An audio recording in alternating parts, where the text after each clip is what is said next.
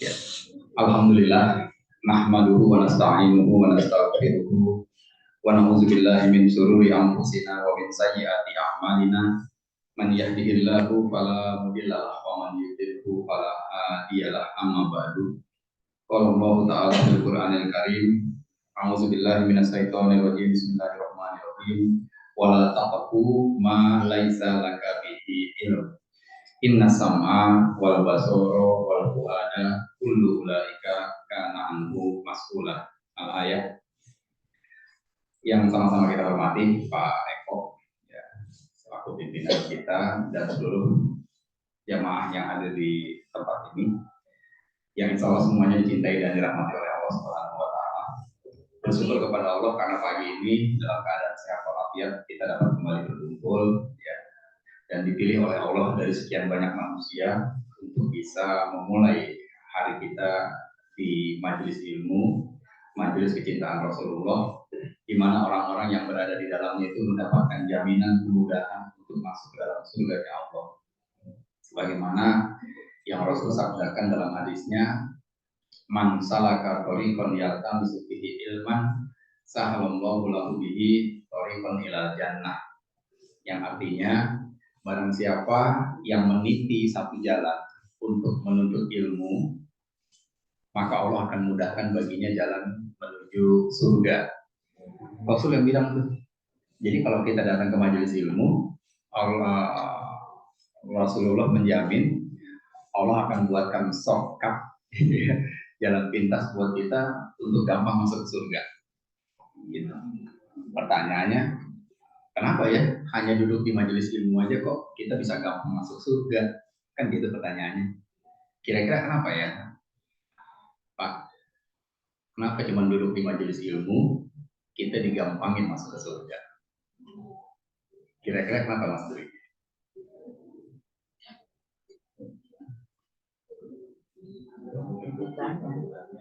Ikuti panggilannya. Kenapa? Jadi selalu mengingat terhadap Sang Pencipta. Karena kalau duduk di pengajian jadi ingat sama Allah. Lalu apa namanya, mengikuti ajarannya Nabi Muhammad, ajaran Allah. Iya. Jadi kenapa Rasul mengatakan barang siapa yang meniti jalan untuk menuntut ilmu itu akan dimudahkan jalannya menuju surga? Karena dengan duduk di majelis ilmu kita akan mendapatkan ilmu-ilmu, ya, yang bermanfaat, yang membuat sesuatu yang selama ini kita anggap benar mungkin saja ternyata belum benar gitu. Nah, dengan duduk akhirnya, oh yang benar tuh begini ya, gue beresin deh gitu. Contohnya kayak gitu ya. Jadi karena duduk di majelis ilmu itu memberikan kita ilmu yang insya Allah bermanfaat, yang membuat kita meluruskan ibadah-ibadah yang kita lakukan gitu. Contohnya seperti sholat gitu ya. Sholat itu penting nggak? Sholat penting banget. Sholat ya. Sholat, sedekah, haji, umroh, semuanya penting. Tapi dari semua amal ibadah itu yang akan diaudit pertama kali oleh Allah itu kan sholat kita kan.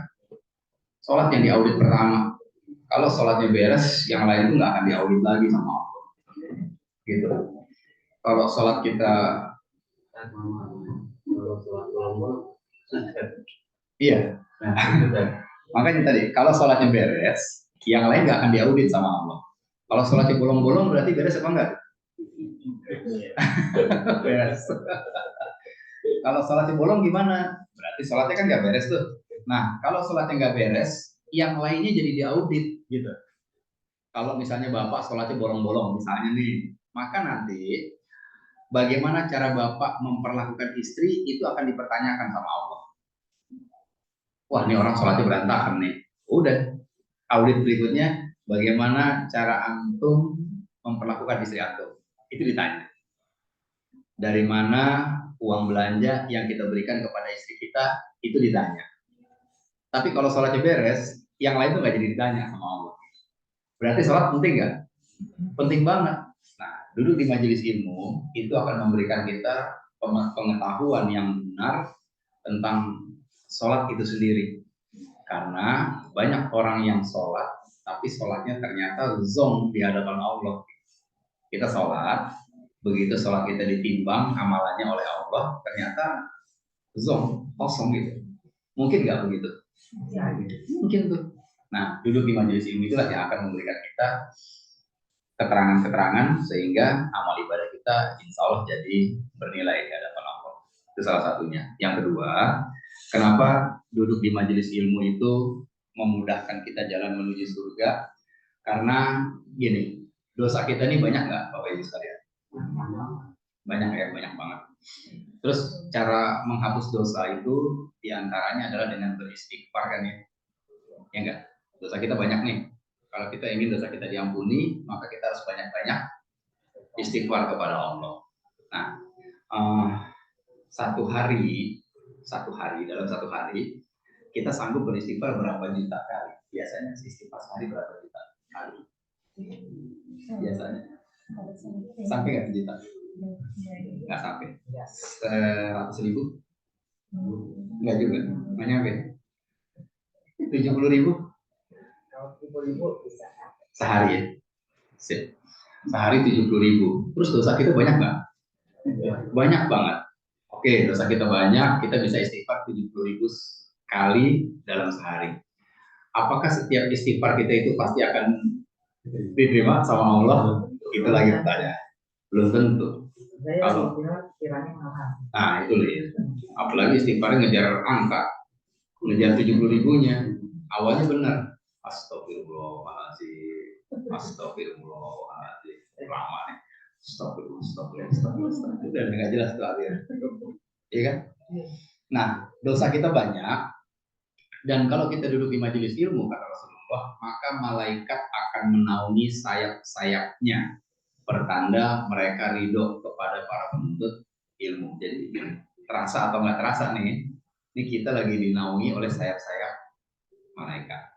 Kita ngerasa atau tidak? Dan yang ridho itu adalah malaikat Jibril. Yang berurusan dengan wahyu ini malaikat Jibril. Kalau malaikat Jibril ridho, kira-kira Allah ridho nggak? Kalau Allah udah ridho, ya udah aman. Kan gitu, malaikat ridho. Yang kedua, semua yang ada di langit dan di bumi, berarti bulan, bintang, matahari, planet, semuanya, termasuk yang di bumi, waman fihinna, dan apa-apa yang ada di dalam bumi, pohon, batu, pasir, air, ikan, semuanya memohonkan ampun untuk para penuntut ilmu. Jadi begitu kita duduk nih Mas Dwi, nih ikan, burung, apalagi kucing, tadi saya lihat kucing banyak banget, ada 9 ekor itu semuanya beristighfar kepada Allah. Istighfarnya, ya Allah, tolong ampuni dosa Pak Eko, tolong ampuni dosa Pak Munir, tolong ampuni dosa semua yang ada di majelis ini. Yang minta ampun kucing, pohon, ikan, dan semua binatang-binatang yang ada di dalam bumi. Nah, kucing sama kita di hadapan Allah sama-sama makhluk bukan? Sama. Bedanya apa kucing sama kita kira-kira? Statusnya makhluk. Sama. Terus bedanya kita sama kucing apa? Bedanya kita sama ikan apa? Kalau kita sering bermaksiat sama Allah. Iya enggak? Kalau kucing nggak ada maksiatnya. Ikan nggak ada maksiatnya. Pohon nggak ada maksiatnya. Nah, yang memintakan ampunan kita itu makhluk Allah yang tidak pernah bermaksiat sama Allah. Kira-kira istighfarnya top tier nggak? Kalau ada makhluk yang nggak pernah bermaksiat terus beristighfar, ya Allah ampuni dosa Pak Eko. Oh itu makbul banget tuh Pak Eko. Jadi orang yang cerdas itu dia akan sering hadir di majelis ilmu, karena di majelis ilmu lah cara dia mendapatkan jalan pintas menuju surga. Duduk 2 jam di majelis ilmu, dosa kita insya Allah diampunin sama Allah. Karena yang memintakan ampun bukan kita, makhluk-makhluk Allah yang tidak pernah bermaksiat kepada Allah, dan jumlahnya fantastis. Kucing ada berapa miliar kira-kira di dunia? Kucing aja. Belum ikan. Iya kan? Belum pohon. Banyak banget tuh. Kalau tadi 70.000 kali kita istighfar sehari, dengan duduk begini nih, itu bisa miliaran kita beristighfar. Diistighfarin sama makhluk Allah yang lain. Jelas ya? Jadi kenapa duduk di majelis ilmu itu memudahkan kita menuju surga? Karena kita diistighfari, kemudian kita diridhoi oleh malaikat Jibril. Insya Allah seperti itu. Yang penting niatnya lillah karena Allah. Itu yang paling penting. Ya. Nah, kira-kira kita semua nih niatnya karena Allah kan? Mudah-mudahan ya. Kalau ada yang niatnya agak-agak miring dikit gitu ya, mudah-mudahan terhadap kue susnya nih ngaji nih. Nah, sebelum kita mulai istighfar dulu deh. Istighfar, mudah-mudahan ada lontong sayur gitu misalnya. Nah itu dilempengin dulu, istighfar sama Allah. Ya udah ya Allah, ada lontong nggak ada lontong gue ngaji. Ada kue sus atau enggak, gue tetap ngaji pokoknya. Ya sama-sama kita luruskan niat kita. Baik, Bapak Ibu yang dirahmati Allah, judul kajian kita hari ini, adalah General Check Up. Judul yang matching banget dengan urusan pekerjaan kita nih, Pak Eko ya. Ini kan MDS nih bidangnya bidang kesehatan nih. Iya, mikir-mikir apa di judul yang pas buat MDS gitu kan. Ketemu gitu. Judulnya adalah apa? General Check Up.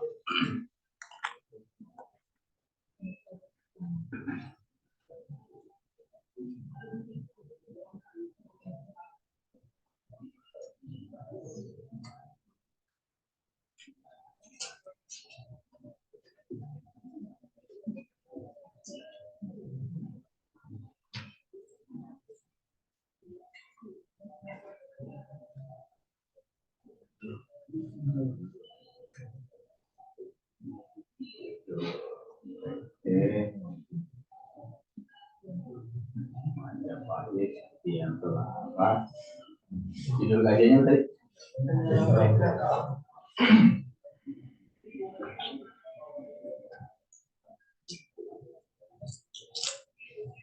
check up 1 karena berseri ini ya judulnya General Check Up 1 karena ada General Check Up 2, 3 dan seterusnya gitu ya. Boleh tolong absennya dong Mbak? Maaf.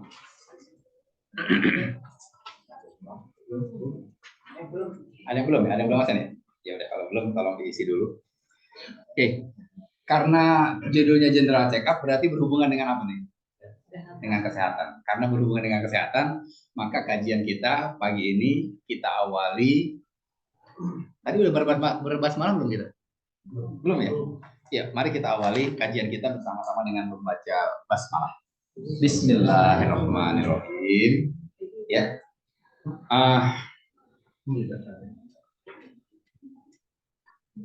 Tadi apa manggilnya Dedi ya? Dedi apa kabar, Ded? Oh, Panca. Ini Bang Panca yang jago gitar ya? Bang Panca masih ingat nggak sama saya, Bang Panca? Masih ingat ya? Beneran nih. Saya ingat nih. Dulu jago banget main gitarnya kan. Iya, masih jago nggak? Masih. Iya, Bang Panca apa kabar Bang Panca? Alhamdulillah sehat. Pak Eko? Alhamdulillah. Bu Panca? Alhamdulillah. Pak Panca ditanya apa kabar, jawabannya alhamdulillah sehat. Pak Eko alhamdulillah. Bu Panca alhamdulillah sehat. Waktu kita menjawab pertanyaan itu alhamdulillah sehat, itu kemungkinannya 2. Yang pertama bahwa Bang Panca emang benar-benar sehat, real dia sehat. Yang kedua bisa jadi kita ngomong alhamdulillah gue sehat, itu baru asumsi doang. Kita ngerasa bahwa diri kita sehat. Alhamdulillah sehat. Kenapa lo bilang sehat? Tadi gue bangun nggak pegel-pegel, nggak ada yang sakit inian gue, gitu ya. Jadi kayaknya sehat deh. Kayaknya sehat. Jadi bisa jadi nggak sehat. Nah, kan nggak pasti tuh. Untuk memastikan bahwa kita ini benar-benar sehat, caranya gimana? Ya, jangan check up, kan gitu. Ya kan? Jawaban alhamdulillah sehat tadi masih ngambang tuh. Bisa jadi benar-benar sehat relatif, bisa juga ternyata nggak sehat. Maka untuk memastikannya, kita perlu melakukan yang namanya medical check up atau general check up. Kalau kita mau general check up, yang kita temuin siapa? Dokter, ahlinya kan berarti kan? Sip. kita perlu ketemu sama ahlinya, yaitu dokter. Oke, ini Pak Dokter. Setelah kita ketemu dokter, begitu ketemu, dokternya bisa langsung bilang begini nggak? Oh, Pak Panca sehat, silakan pulang Pak, sehat nggak Pak? Bisa langsung nyimpulin gitu nggak? Nggak bisa ya? Terus gimana dong? Dicek dulu ya? Iya, pakai apa? Pakai alat, gitu kan? Pertama pakai stetoskop tuh, biasanya umumnya tuh standar banget itu. Tarik nafas Pak, iya buang. Tarik lagi, buang. Oh, normal. Apa yang normal? Detak jantung, tekanan darah. Dah. Terus bapaknya nanya, apa yang normal dok? Detak jantungnya normal, tekanan darahnya normal. Kalau asam urat saya dok? Kalau asam urat mesti dicek lagi pak. Apalagi alatnya kan? Masuk lagi, masukin. Asam urat 9 nih, lumayan nih. Udah lumayan tinggi, 9. Kalau gula darah saya dok? Dokternya emosi nih. Intinya mau nanya apaan sih sebenarnya? Tekanan darah atau gula darah? Semuanya dok, saya pengen tahu semuanya. Kalau pengen tahu semuanya ya kita general check up aja deh.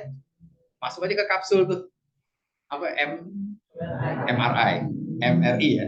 Masuk aja ke situ. Udah, masuk deh nih.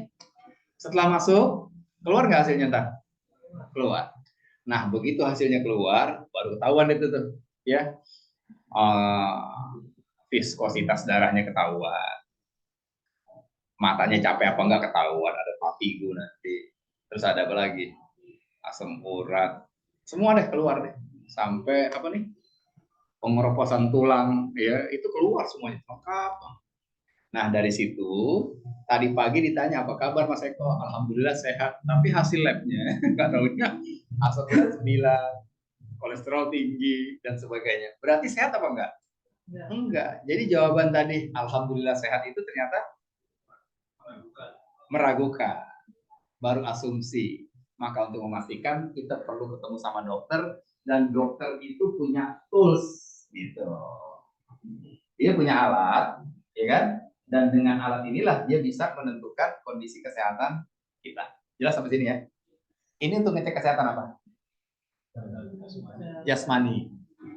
Kalau mau ngecek kesehatan rohani kita, kesehatan hati kita, siapa yang harus kita temui?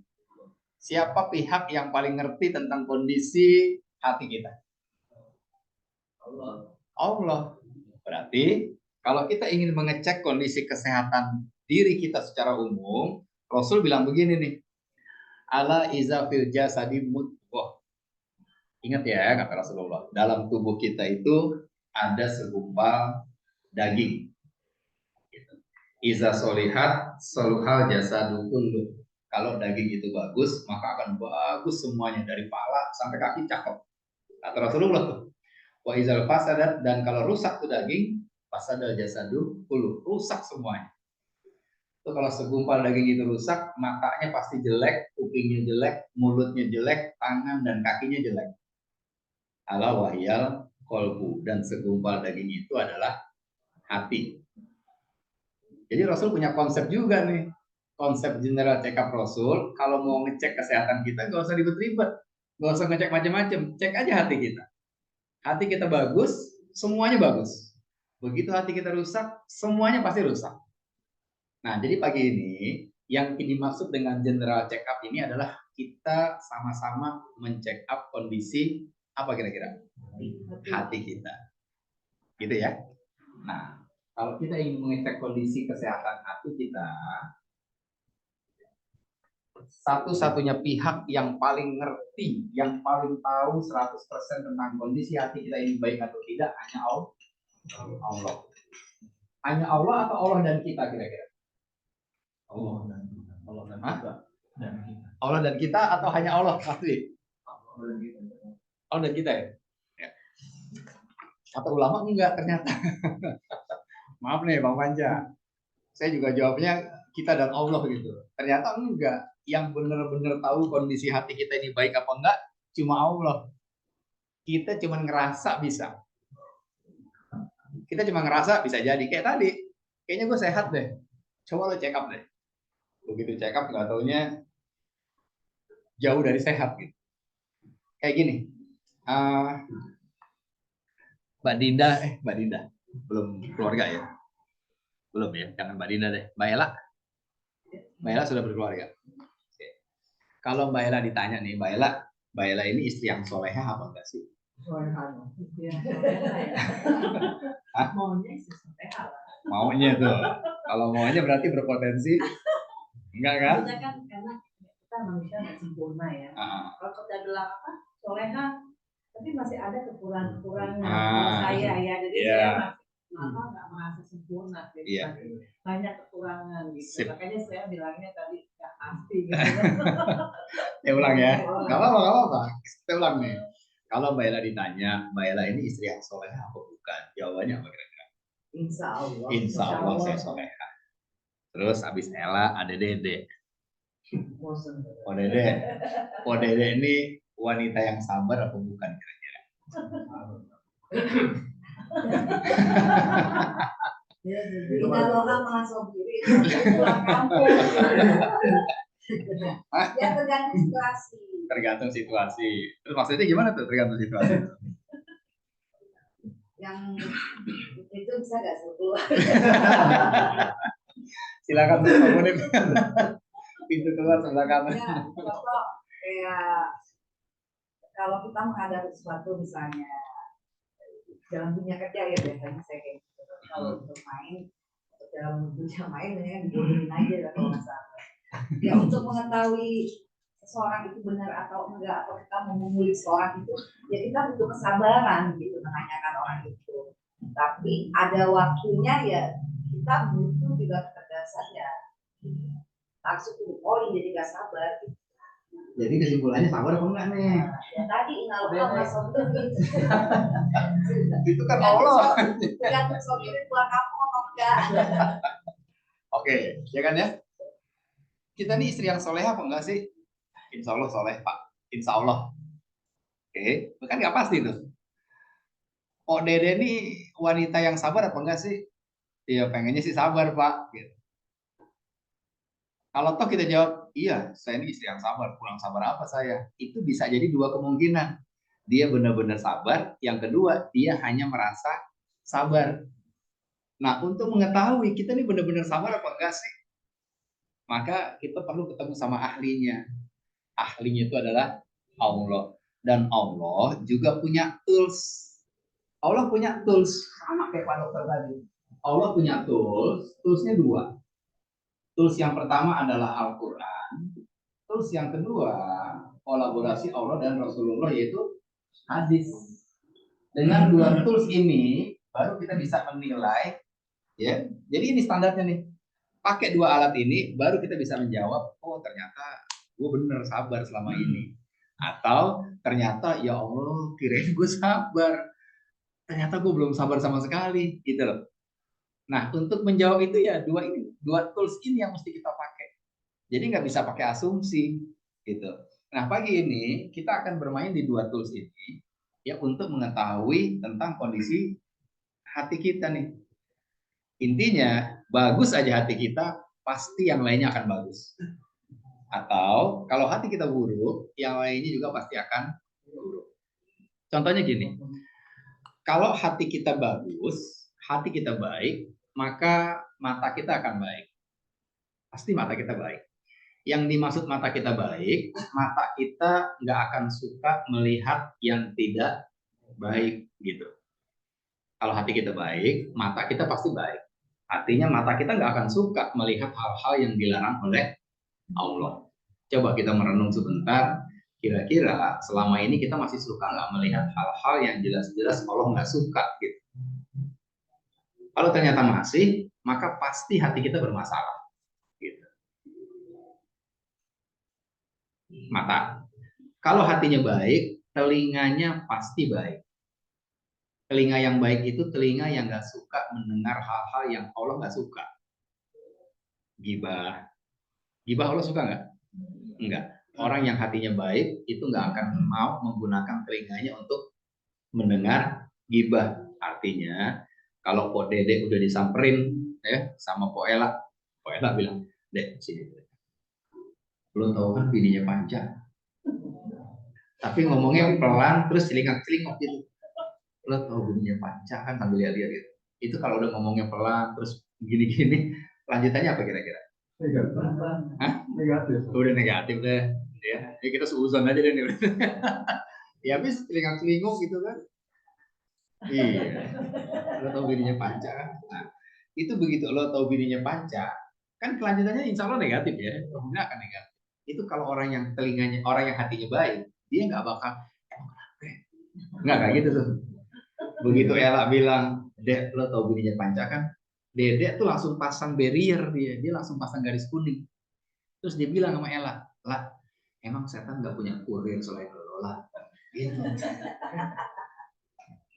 Iya, langsung pasang garis kuning. Karena dia nggak mau kupingnya mendengar hal-hal yang Allah nggak mau, yang Allah nggak suka. Langsung pasang garis dia.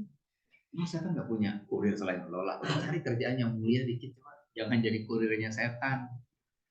Maksud lo apa sih? Lo mau ngomongin si itu kan? Jangan-jangan. Susun. Kenapa? Kan belum tahu apa yang muncul. Berarti udah susun dulu. Nah, tadi itu makanya tadi kan saya bilang kalau udah ngomongnya, lo tau bininya panjang, tapi sebegini gitu. Kan tadi kita lompongin tuh, udah kesannya negatif itu, gitu ya. Ceritanya gitu. Jadi hari-hari begitu nih, hari-hari kerjanya gosip mulu. Nah begitu dia nyamperin lagi, dia udah ngaji. Nah gosip lagi aja nih. Begitu nyamperin, lo tau kan bininya panjang. Cari kerjaan yang mulia deh, jangan jadi kurir setan. Nah itu hatinya bagus tuh begitu tuh. Kupingnya dia nggak izinin ngedenger hal-hal yang nggak bagus, gitu kira-kira. Orang yang hatinya baik, tangannya pasti baik. Tangan yang baik itu pulang kantor nggak ada barang yang ngikut gitu, Wi. Pulang kantor staples lah ke bawah, bukan ke nih di, iya pulang sepi, isi staples di bawah. Besokannya pulang kantor isi cutter di bawah, ntar kertas HPS setengah rim. 2 bulan kerja buka toko ATK di rumahnya, jualan sapi itu, nggak pakai modal, barang dari kantor ya. Orang yang hatinya baik nggak bakal pulang dari kantor bawa barang-barang kantor, meskipun nggak ada yang lihat. Nah, kalau selama ini kita masih suka begitu, pasti hati kita bermasalah. Pasti tuh. Rasul yang bilang, orang yang hatinya baik, kakinya juga pasti baik. Nggak akan dia bawa badannya itu ke tempat-tempat yang Allah nggak suka. Gitu ya. Dan seterusnya. Begitupun kalau orang yang hatinya rusak tadi. Jelas sampai sini ya? Oke. Berarti general check up itu kan untuk memastikan gue sehat apa enggak sih. General check up hati untuk memastikan gue ini sabar apa enggak sih. Aku ini suami yang soleh apa enggak sih. Nah, kan gitu ya. Untuk memastikannya kita butuh 2 tools ini, Quran dan hadis, supaya benar gitu. Oh ternyata benar, gue suami yang soleh. Atau ya Allah ternyata gue kegeeran selama ini. Kirain gue udah soleh sebagai suami, gitu misalnya. Maka 2 standar inilah yang kita pakai. Berarti general check up ini penting nggak Bapak Ibu sekalian? Penting kan? Penting, kita sepakat ini penting. Tapi meskipun kita sepakat bahwa general check up baik fisik maupun hati itu penting, ada nggak orang yang ogah general check up? Banyak. Iya, dia tahu general check up itu penting. Begitu diajak, kita check up yuk. Ogah. Ogah. Kan gitu. Ada kan? Ada. Banyak orang yang nggak mau general check up. Banyak banget orang yang ogah general check up. Kira-kira orang yang nggak mau general check up punya alasan nggak? Kenapa dia ogah? Ah, dia punya alasan. Alasan pertama, orang yang nggak mau general check up biasanya takut tahu. Ogah, ntar gue malah tahu penyakit gue. Kalau tahu jadi pikiran malah jadi penyakit. Sakit ntar gue mati lagi. Gue nggak mau, takut tahu, gitu kan? Takut ngerti penyakitnya malah jadi pikiran. Iya, masuk rumah sakit mati deh. Enggak deh, gue nggak mau general check up. Ada orang yang nggak mau check up gara-gara takut tahu penyakitnya. Ada lagi orang yang nggak mau general check up karena alasan biaya. Iya kan? Check up yuk, aduh mahal lah, enggak deh. Apalagi orang nggak mau general check up, apalagi ya? Ada yang orang yang nggak mau general check up bukan karena takut, bukan masalah biaya. Dia nggak mau check up karena sibuk, emang benar-benar sibuk gitu.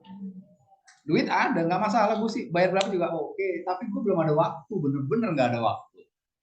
Berangkat kerja sebelum subuh, pulang apusan sama maling, terus begitu. Kapan gue bisa check upnya? Nggak bisa, sibuk alasannya. Terus yang keempat, nah ini yang seru nih. Ada juga orang yang nggak mau general check up itu alasannya karena dia ngerasa dirinya sehat. Nih, lo nggak check up nih?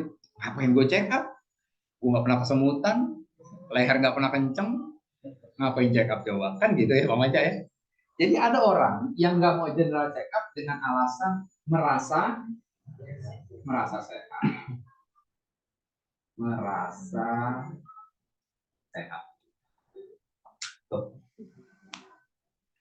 Dan menariknya, ternyata alasan orang-orang nggak mau general check up fisik atau jasmani itu persis sama orang-orang yang nggak mau mengeneral check up hatinya.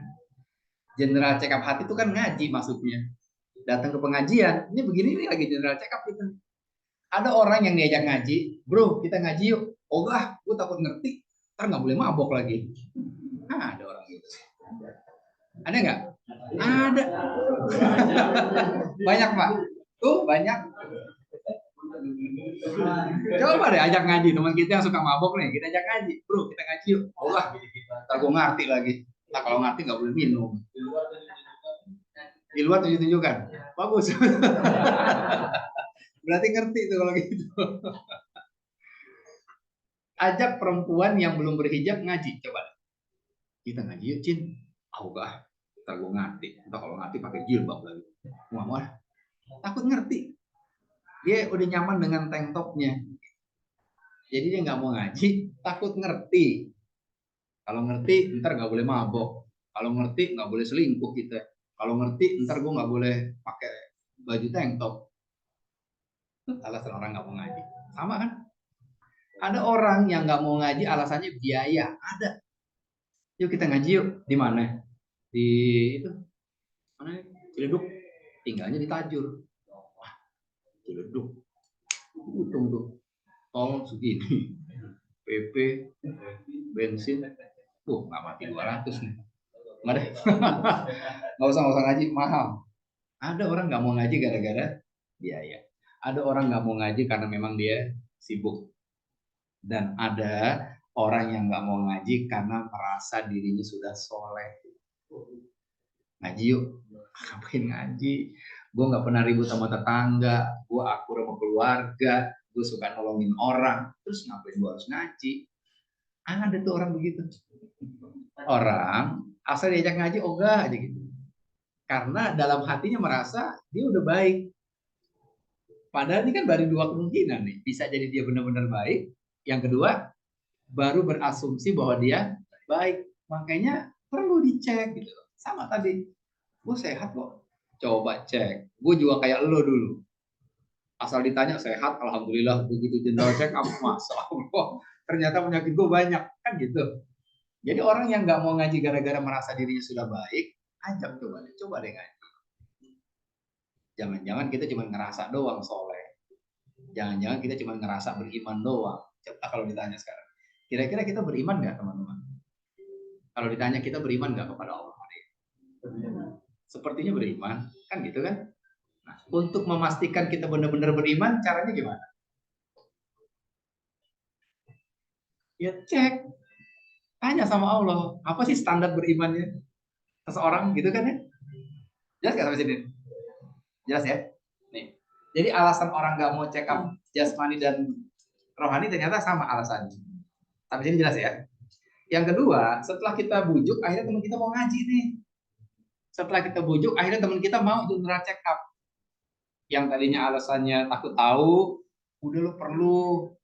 Temen gue banyak yang nggak check up begitu sakit langsung stadium 4, langsung parah. Akhirnya dia mau check up. Nah, alasan orang kemudian mau check up ternyata mereka juga punya motivasi. Ya. orang yang akhirnya mau check up, ini kan nggak mau nih, yang mau nih. Orang yang mau check up itu ternyata punya motivasi yang berbeda-beda. Yang pertama, ada orang yang mau general check up tuh motivasinya dia cuma pengen tahu doang, pengen tahu doang.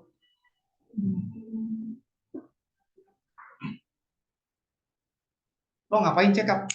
Ya gue pengen tahu aja. Asam urat gue berapa sih? Darah gue normal nggak sih? Gitu. Cuman pengen tahu. Jelas ya? Karena motivasinya cuma pengen tahu, maka keluar dari klinik, keluar dari rumah sakit, itu nggak ada perubahan apa-apa. Gitu. Nggak ada usaha apa-apa. Orang gue check up pengen tahu doang kok. Kata Bunda, Dedi, kan tadi Dedi udah baca tuh hasilnya, jelas sama Pak Dokter.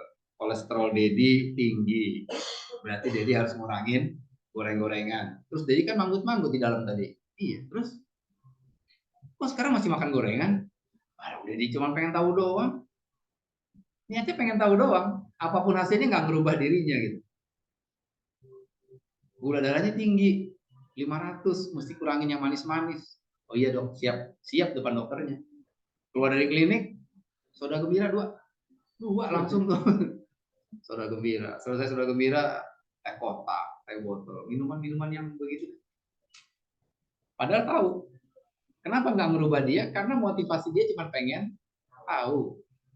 Walaupun dokter bilang ada penyempitan pembuluh darah, bapak harus jalan kaki minimal 10 menit tiap pagi, manggut-manggut depan dokter. Keluar dari dokter, bangun tidur bangun aja, nggak olahraga, nggak apa. Karena motivasinya hanya pengen tahu. Jelas ya? Yang kedua, ada orang yang mau general check up, motivasinya sama. Dia pengen tahu. Terus apapun hasil yang keluar nanti, ya gue coba berusaha berubah lah. Kalau memang ternyata gula gue tinggi, ya gue coba ngurangin yang manis-manis. Kalau ternyata kolesterol gue tinggi, gue akan kurangin goreng-gorengan. Kan gitu. Benar ternyata, gula tinggi, kolesterol tinggi. Pulang dari rumah sakit, bininya bilang, Bang ceplok ya, jangan rebus aja, rebus, kolesterol abang tinggi nih. Bener gak tuh? Bener nih lakinya nih. Hari kedua begitu lagi, hari ketiga ceplok lagi bang yang kering. Dah, kan kolesterol abang tinggi. Iya lagi pengen nih pokoknya, yang penting gak berlebihan gitu. Berubah sih, tapi perubahannya nggak konsisten gitu Bang Panjang. Kadang dia tinggalin gorengan, kadang dia makan. Kadang dia menghindari yang manis-manis, kadang dia makan yang manis-manis. Khususnya kalau lagi di luar rumah. Kalau di rumah disiplin, dia ada bininya soalnya kan. Bininya galak gitu. Begitu minta teh manis, enggak, tawar aja. Orang gula abang udah tinggi. Oh iya. Taat di rumah. Di luar rumah, dia lihat lagi. Jadi yang kedua, dia pengen tahu dan ada potensi dia berubah. Tapi ada potensi juga dia nggak berubah. Jadi perubahannya nggak kuat, nggak konsisten gitu. Jelas ya? Yang ketiga, ada orang yang akhirnya mau general check up dengan kesadaran dan dia udah pasang tekad nih. Apapun hasilnya, kalau ada poin-poin yang memang bahaya, dia akan merubah pola hidupnya menjadi pola hidup yang sehat. Keluar itu hasilnya. Gula tinggi, keluar dari rumah sakit udah nggak mau minum yang manis-manis. Benar-benar minum sekedarnya banget. Kolesterol tinggi, goreng-gorengan dia tinggal. Telur rebus, daging di apa? Kalau nggak digoreng ya apa yang berarti? Diapain? Dikukus. Ya, dikukus. Di sop gitu. Dia telur rebus. Pokoknya bener-bener dia tinggalin semua yang buruk-buruk buat dia. Artinya dia berubah 100%. Total dia berubah. Dan akhirnya setelah 3 bulan kemudian kita ketemu lagi, seger nih orang nih. Segeran lo gue lihat. Iya, alhamdulillah. Gue udah nggak minum gula nih. 3 bulan gue nggak minum gula. Gue udah jalan tiap pagi 3 bulan. Tinggalin gorengan 3 bulan. Lo lihat sendiri hasilnya. Iya bener. Lebih seger kelihatannya. Lebih sehat di akhirnya. Gitu ya. Nah, ternyata juga motivasi orang yang pergi untuk general check up secara fisik itu sama persis dengan orang yang akhirnya mau general check up hati atau datang ke pengajian. Dan itu dijelaskan oleh Allah dalam surat Fatir surat ke-35 ayat 32. Yuk kita buka yuk. Ini kondisi yang ini nih. Kondisi ini itu dijelaskan oleh Allah dalam surat Fatir surat 35 ayat ke-32.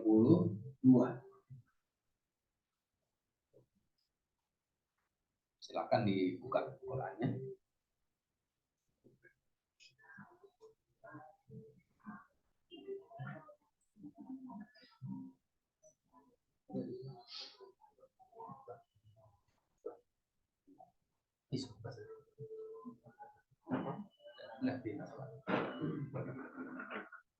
Sudah ketemu? Silakan Bang Panjang.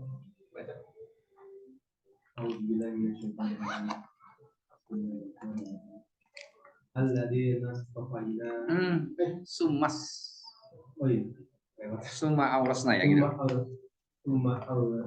أورثنا الكتاب الذي اصطفينا من عبادنا فمنهم ظالم لنفسه ومنهم مقتصد ومنهم سابق بالخيرات بإذن الله ذلك هو الفضل الكبير. Iya. Makasih. Sudah ketemu yang lain? Sudah ketemu belum? Sudah ya? Sudah berapa tadi? 35 ayat 32.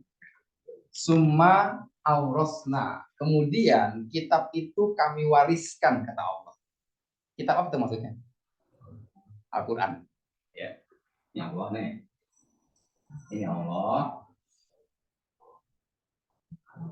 Kemudian kitab itu kami wariskan. Yang dimaksud kitab itu adalah Al-Quran. Al-Quran itu Allah wariskan kata Allah.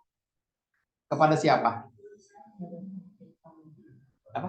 Mbak? Kepada kami hamba. Coba bacanya yang sesuai dengan terjemahannya. Kemudian kitab itu kami wariskan kepada orang-orang yang kami pilih Di antara hamba-hamba kami. Jadi Al-Quran itu Allah tidak wariskan kepada semua manusia, tapi hanya Allah wariskan kepada orang-orang yang Allah pilih di antara hamba-hambanya. Jelas nggak?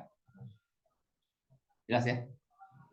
Alumni SMA 23 lebih nggak dari segini? Lebih. Yang dapat info bahwa sekarang ada kajian kira-kira lebih nggak dari segini? Yang tahu nih ada pengajian nih hari ini nih, lebih nggak? Lebih. Terus yang datang kenapa cuma segini? Karena inilah yang dipilih sama Allah. Yang lain juga baca di WA tuh. Ada pengajian dari Munif nih. Kantor Munif, kantor si Eko. Tapi nggak bisa datang. Apapun alasannya. Sakit kah? Sibuk kah? Ada mertua datang dari kampung misalnya. Pokoknya yang akhirnya bisa datang itulah orang-orang yang dipilih oleh Allah. Jelas nggak? Ya. Kemudian kitab itu kami wariskan kepada hamba-hamba kami yang kami pilih di antara mereka. Berarti yang hadir di masjid ini, yang hadir di ruangan ini orang-orang pilihan Allah atau bukan? Yakin nggak? Yakin. Berarti kalau orang-orang pilihan Allah pasti yang terbaik apa enggak? Hah? Enggak. Ayo. Berarti orang pilihan Allah kan yang hadir nih. Nah kalau pilihan Allah berarti pasti terbaik nggak? Yang bilang enggak siapa sih itu? Enggak. Enggak ya? Iya, benar enggak? Iya benar. Yang hadir ini orang pilihan Allah nih. Yang hadir hari ini orang pilihan Allah. Kita gambarin 3 ya. Kita gambarin 3 orang. Ada yang pakai baju putih. Ada yang bajunya merah. Ada yang bajunya hijau. Anggap aja gitu. Karena akhirnya kita datang nih. Allah pilih nih. Ada kan tinggalnya beda-beda. Tinggalnya beda-beda. Ya kan? Begitu datang beda-beda juga bajunya. Ada yang pink, ada yang putih, ada yang hitam. Ini cuma representasi aja. Akhirnya terpilihlah orang-orang ini. Terpilihlah nih yang ada di masjid nih. Nah, golongan berapa tadi? Ini yang pertama. Ini yang kedua. Ini yang ketiga. ini orang pilihan Allah. Apakah orang pilihan Allah pasti yang terbaik? Ternyata belum tentu. Terbaiknya kapan? Terbaiknya saat dipilih. Ini yang terbaik di antara semuanya. Ini yang kepilih sama Allah hari ini. Tapi untuk membuktikan bahwa kita ini yang terbaik dari yang Allah pilih, itu bukan sekarang pembuktiannya. Pembuktiannya setelah kajian ini selesai. Outputnya sama kan. Waktu kita di depan dokter, begitu dokter bilang, Bapak kolesterol tinggi nih Pak, kurangin goreng-gorengan. Iya dok. Ini ya manggut kita, nggak mungkin. Oh nggak mungkin deh pasti. Ya dok. Gula juga tinggi Pak, kurangin yang manis-manis. Ya dok. Di depan dokternya mah soleh bener tuh pasien. Iya nggak sih? Di depan dokter ada kan pasien kan soleh pasti. Jangan begini, iya dok, iya dok. Bener apa enggak itu dia manggut di depan dokter, ketawanya kapan? Setelah dia keluar dari dokter. Di depan dokter lo manggut-manggut, di luar Indomie, telurnya 2, minumnya es teh manis. Gitu. Nah, benar kita dipilih sama Allah hari ini. Tapi untuk membuktikan apakah kita ini yang terbaik, itu akan terbukti setelah kajian ini selesai. Kalau setelah kajian ini selesai, pulang kantor masih bawa isi staples, berarti berubah nggak? Nggak berubah kita. Kalau pulang kantor masih bawa isi staples, kadang bawa kadang enggak, udah agak mendingan. Tapi kalau pulang kantor udah nggak pernah bawa apa-apa lagi dari kantor, kecuali gaji, ini cakep nih. Bener dia ngajinya. Kan gitu. Dan kondisi ini yang Allah jelaskan dalam surat Fatir ayat 32 tadi. Coba diulang. Tadi Bang Fajar udah baca ya. Pak Eko, boleh ulang Pak Eko? Iya. Summa aurosna. Kemudian kitab itu kami wariskan kepada orang-orang yang kami pilih di antara hamba-hamba kami. Faminhum, iya. Dari sini boleh pada sini. Faminhum zolimu linafsih. Apa tuh artinya Pak Eko?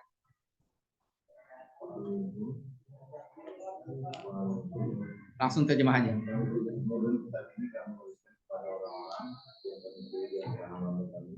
Lalu di antara mereka ada yang menzalimi diri sendiri. Stop, pelan-pelan ya. Faminhum, kemudian di antara mereka yang sudah Allah pilih tadi, gitu loh. Zolimu linafsih, ada yang menzolimi dirinya sendiri. Gitu.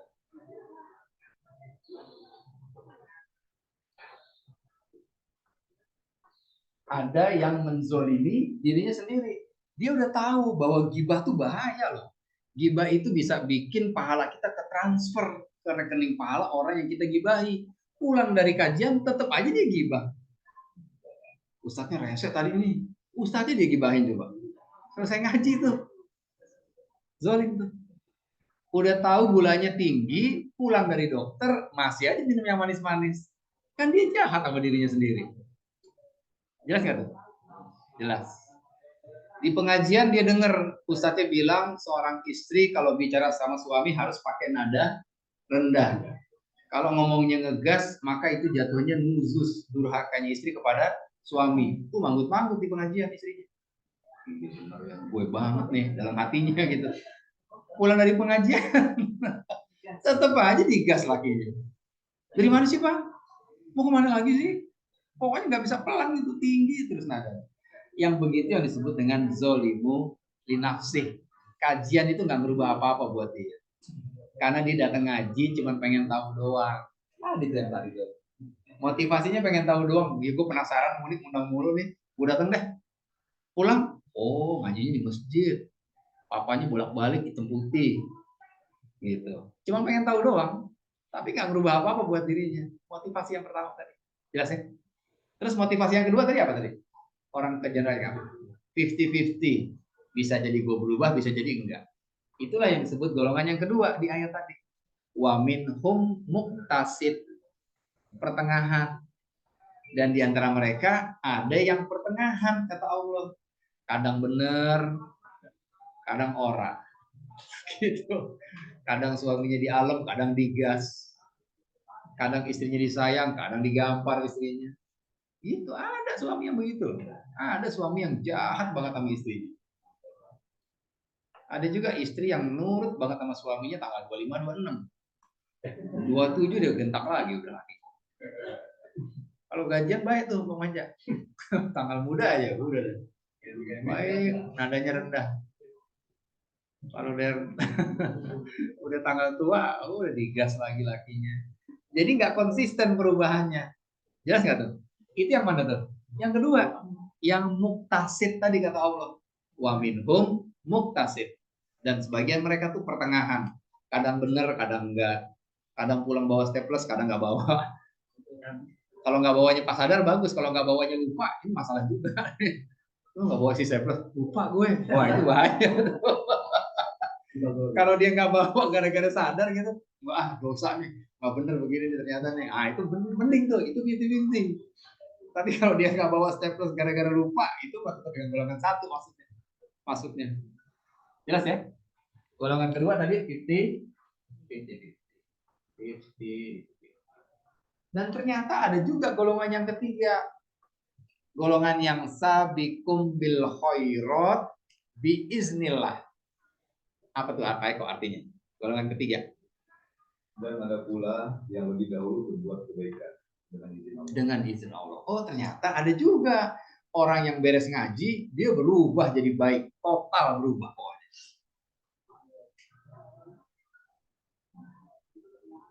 Pulang kantor tuh isi staples depan mata tuh. Ini nggak boleh. Pulang. Dan begitu seterusnya gitu loh. Bukan cuma hari itu, setiap saat dia nggak pernah bawa apa-apa lagi dari kantornya. Nggak ada yang dia pick up gitu loh. Nggak ada yang dicuri. Berubah dia total. Pulang dari kajian, suaminya nggak pernah digas lagi sama dia. Selalu ngomong, Abi dari mana Bi? Abi mau kemana? Pokoknya lembut. Pulang dari pengajian dia berubah total. Ya, apa ya? Mancing. Oh, mancing mulu. Ngegas nggak tuh? Ngegas. Jangan digecek tuh istri kayak gitu. Kalau istri ngegas jangan digecek Pak. Ajak ngaji. Biar remnya pakem. Abi mancing mulu Bi. Ngomongnya jadi pelan gitu.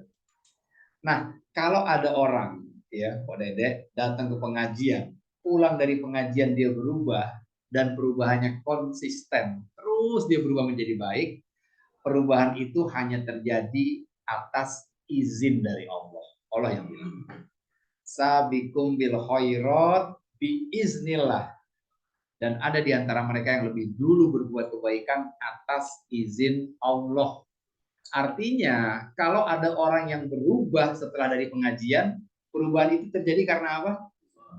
Karena diizinin sama Allah dia berubah. Kalau Allah nggak izinin, biar kata ngaji udah biar kata ngaji udah puluhan tahun, ngaji dari masih bocah, sampai tua tetap aja mulutnya dia kasar. Tetap aja. Ada nggak orang yang udah ngaji tapi nggak berubah Pak? Tetap aja kasar kalau ngomong. Banyak kan? Itu yang nggak berubah itu yang nggak diizinin sama Allah untuk berubah. Dan kalau toh yang berubah itu adalah diri kita, maka perubahan itu terjadi karena Allah mengizinkan kita berubah. Jadi yang mahal hadir di pengajian atau izin dari Allah untuk bisa berubah. Itu yang mahal. Itu yang mahal, izin dari Allah. Dan nggak semuanya diizinin. Sama, kita kerja di kantor, kadang-kadang ada yang izin nggak Pak Eko? Pak Eko saya izin nggak bisa masuk hari ini, ada nggak gitu? Ada kan? Setiap yang izin pasti di ACC atau ada juga yang nggak di ACC? Hah? Selalu diizinin nggak? Atau ada juga yang nggak diizinin? Hah? Nggak selalu kan? Iya, nggak selalu. Iya.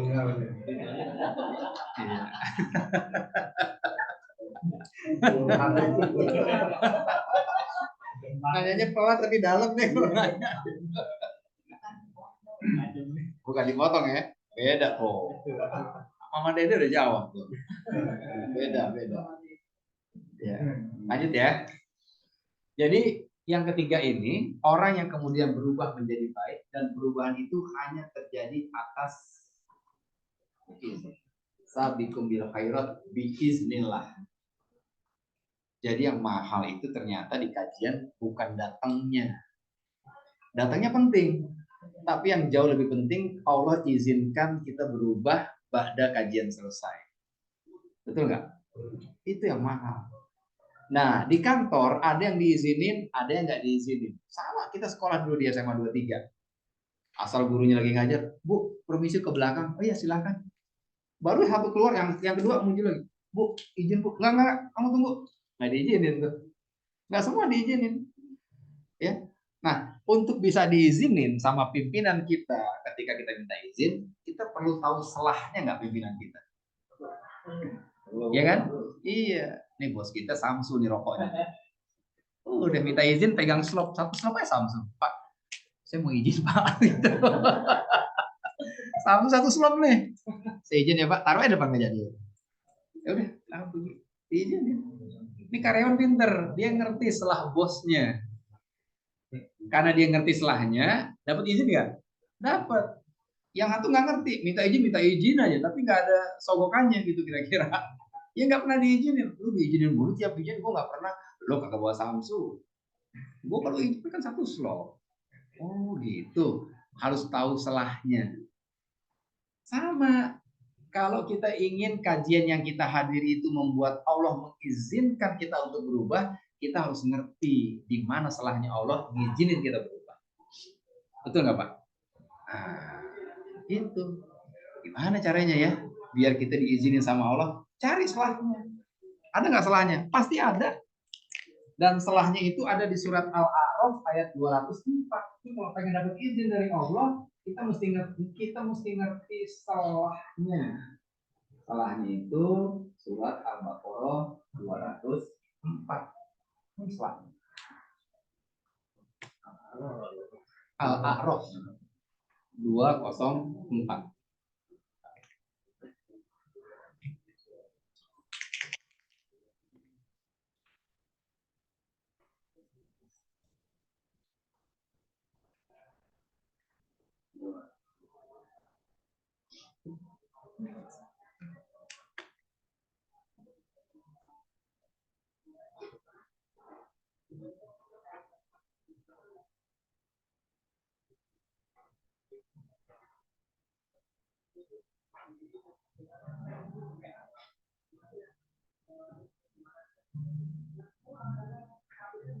Udah ketemu? Oke ya. Allah berfirman, A'udzubillahi minasyaitonirrajim. Wa iza quri'al Qur'an fastami'u lahu wa ansitu la'allakum turhamun. Artinya apa tuh Bang Manca? Dan apabila dibacakan Al-Quran, dengarkanlah dan diamlah, kamu mendapat rahmat. Wa iza quri'al Qur'an, dan apabila dibacakan Quran. Kalau dibacakan yang baca kita atau orang lain? Orang lain. Siapa orang lainnya? Ya si pemateri, gurunya, si pembicara gitu.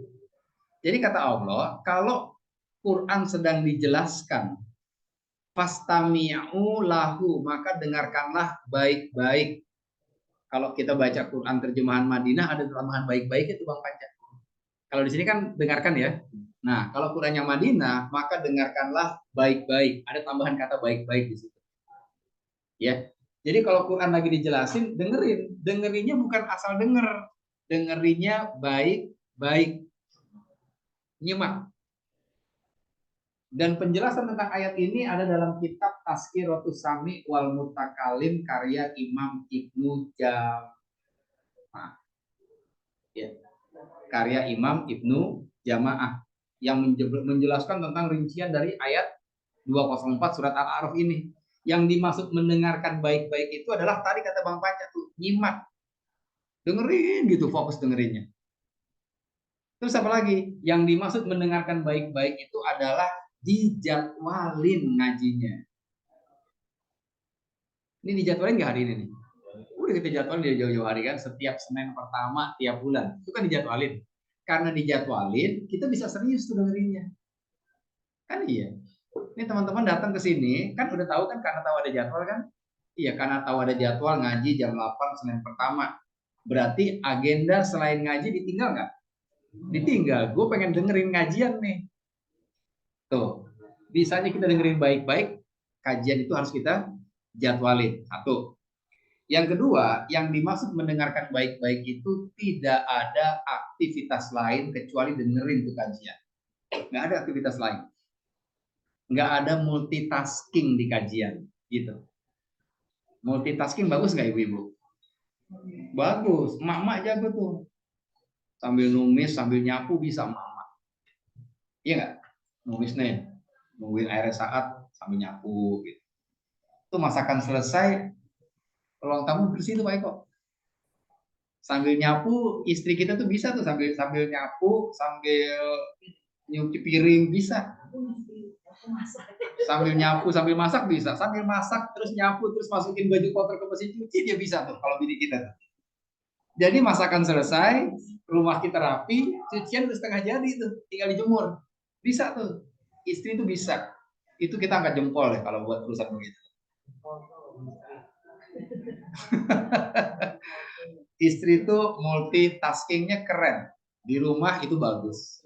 Tapi kata ulama, kata Imam Ibnu Jamaah, jangan bawa-bawa multitasking di pengajian. Repot urusannya. Maksudnya gimana? Sambil ngaji, sambil baca WA Pak Eko. Ngaji nih, serius sih mukanya dengerin. Terus balas ini. Ntar gue lagi ngaji dulu nih. Kalau lagi dengerin lagi. Gitu. Habis dengerin update status. Ngaji jam 8. 8 lewat 10 statusnya berubah. Kajian di MDS. Kan berarti dia ngupdate statusnya pas lagi ngaji nggak tuh? Lagi ngaji itu multitasking. Gitu. Lagi nyatet dia. Iya. Usnuzon kan Pak Jaya dia lagi nyatet. Betul. Terus kan kita suka berdalih gini. Ustadznya nggak lihat ini, ustadznya nggak tahu ini bukan tentang ustadz nih. Yang nyuruh kita dengar baik-baik dan diamlah waan situ dan diamlah. Yang dimaksud diam kata Ibnu Jamaah nyatet. Nah lo, yang dimaksud diam di sini bukan diam begini. Perhatiin, diam sampai titik nyatet. Sampai begitu tuh penjelasan dari ayat ini nih kata para ulama. Kalau begini gaya ibu dan gaya bapak-bapak hadir di majelis ilmu, siapapun ustadznya, dimanapun ngajinya, pulang dari pengajian, la'allakum turhamun. Ayatnya bilang begitu. Apa tuh artinya? Iya. Semoga kamu dirahmati sama Allah. Jadi kalau kita ngaji, kita pakai konsep nih yang Allah inginkan, setelahnya di sini nih kalau pengen dapat izin dari Allah nih. Dengerin baik-baik, jangan multitasking, kemudian diam dan catat. Kalau begini gaya kita di majelis ilmu, pulang dari majelis ilmu kita akan dirahmati oleh Allah. Kita akan dirahmati. Apa yang dirahmati? Hati kita yang dirahmati sama Allah. Dan kalau hati kita dirahmati Allah, itu hati kita jadi melted, Pak. Hati kita jadi lembut, jadi empuk, jadi gampang dibentuk gimana maunya Allah. Allah bilang jangan nyolong kalau di kantor, dia kagak nyolong.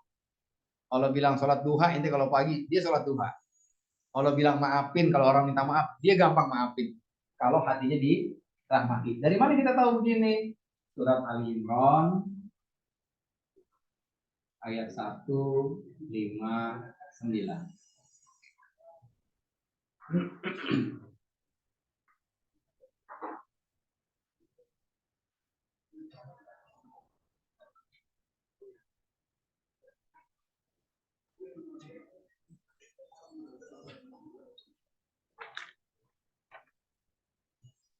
Dwi Nanto. Nggak pegang ini. Galung siapa Galung? Ada Galung? Mas Galung, tolong baca Mas Galung. Sampai lintalahum aja, pendek tuh.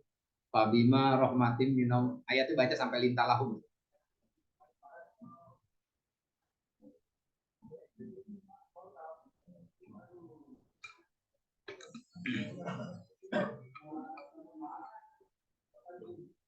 Ada Mas?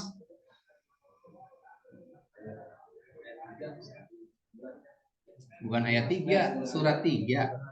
Ayatnya 15. Ya, segitu aja. Artinya apa tuh Mas Galung?